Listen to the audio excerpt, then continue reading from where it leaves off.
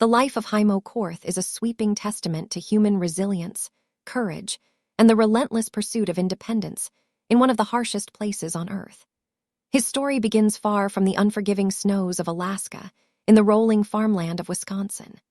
Born into a world of roads, electricity, and the safety nets of modern civilization, there was little to suggest that he would someday be remembered as one of the last great wilderness survivors in America. Yet from a young age, Heimo was restless. He devoured tales of frontiersmen, trappers, and explorers who carved their lives out of the untamed land, and deep down, he felt that the life of modern convenience was not for him. By the time he was 22, his decision was made.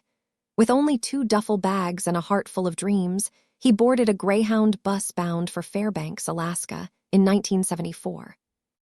Little did he know that he was about to embark on a journey that would transform him into a legend. The early years were filled with harsh lessons. Alaska in the 1970s was still very much the last frontier, and while Heimo came with determination, he lacked the specialized knowledge to survive in the Arctic. The cold was unlike anything he had known in Wisconsin, and the isolation was absolute. Mistakes could mean frostbite, starvation, or worse. However, Heimo had one quality that separated him from the countless dreamers who came to Alaska only to be broken by it. He was willing to learn. He sought out the wisdom of older generations, hunters, trappers, and bush pilots who had lived through Alaska's territorial days. They became his teachers, showing him how to read the weather, track animals, and recognize the countless small details that could spell the difference between life and death. Among them, Phil Jagow stood out as a mentor. Jagow took Heimo under his wing, teaching him not only the mechanics of trapping, but also the philosophy of living in balance with the land.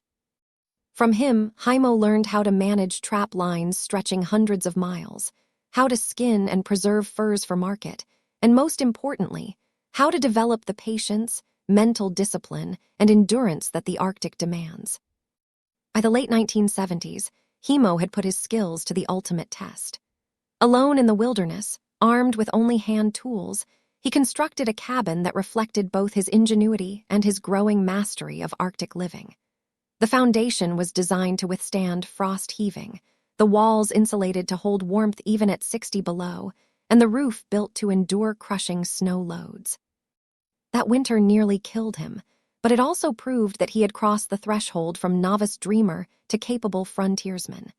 His hunting and fishing skills improved, and he developed preservation techniques that allowed him to store enough meat and fish to last through the long, unproductive winters.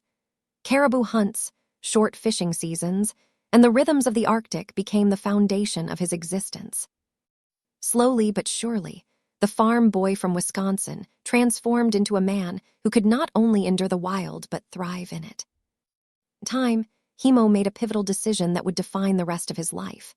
Together with his wife, Edna, he established a permanent home in the Arctic National Wildlife Refuge, one of the most remote regions in America, larger than most states and utterly without roads, neighbors, or lifelines to civilization.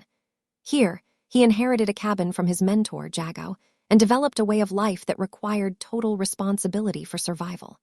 There were no safety nets. Every mistake could be fatal. Yet Heimo thrived. He built elaborate trap lines, mastered sustainable hunting and fishing methods, and innovated ways to adapt renewable energy to Arctic conditions. Solar panels powered his home during the endless summer daylight, while wind turbines and wood stoves carried him through the dark winters.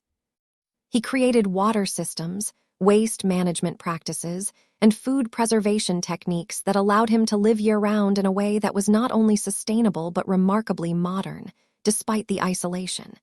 To many, this would have been unthinkable, but to Heimo, it was freedom in its purest form. However, even in a life built on triumph, tragedy was never far away. The most devastating blow came when his daughter, Colleen, only 18 years old, died in a car accident in Fairbanks. For a man who had always found solace in the wilderness, the loss turned his refuge into a place of grief. The remoteness that once symbolized freedom now left him feeling cut off from his family in their darkest hour. Still, Heimo did not abandon the wilderness. Instead, he created a memorial for Colleen in the land they both loved, choosing to honor her through a living tribute in nature. This period tested him in ways survival skills never could, forcing him to reckon with the personal costs of his chosen lifestyle. He made changes, introducing satellite phones and internet connections to remain closer to his family and improving transportation, so that he could balance his dual responsibilities to his loved ones and the wilderness. In his grief, Heimo found a new purpose, sharing his story with documentary filmmakers, writers, and future generations. His experiences became lessons, not romanticized tales, but raw, honest depictions of what it truly takes to live in the wild. The warnings he had ignored as a young man, those of locals, government officials, and even common sense, proved to carry a kernel of truth. The wilderness is not forgiving. It had nearly claimed his life in the early years and had eventually brought him tragedy beyond imagination.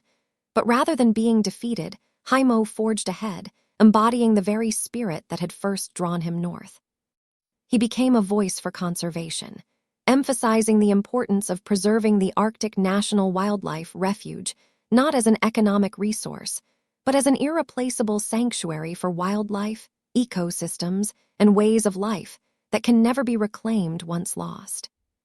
By the turn of the century, and even into the 2010s, Heimo stood as one of the last true wilderness dwellers in America.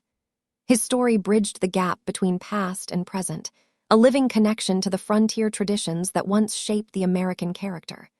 He proved that it was possible, with skill, determination, and sacrifice, to live sustainably and independently, far beyond the reaches of modern society. Yet his story also served as a cautionary tale, reminding the world that such a life comes at great cost, both physically and emotionally. To some, he was reckless, a man who ignored the warnings and gambled with nature. To many more, he was a symbol of courage, perseverance, and the human will to carve out a life in even the harshest conditions. In the end, the story of Heimo Korth is not just about survival.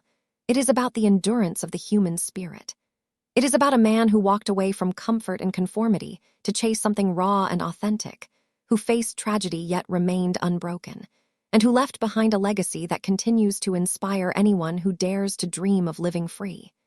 He reminds us that the wilderness is not only a place of danger, but also a place of healing, purpose, and truth. And in that vast, frozen land, Heimo Korth became not just a survivor but a legend.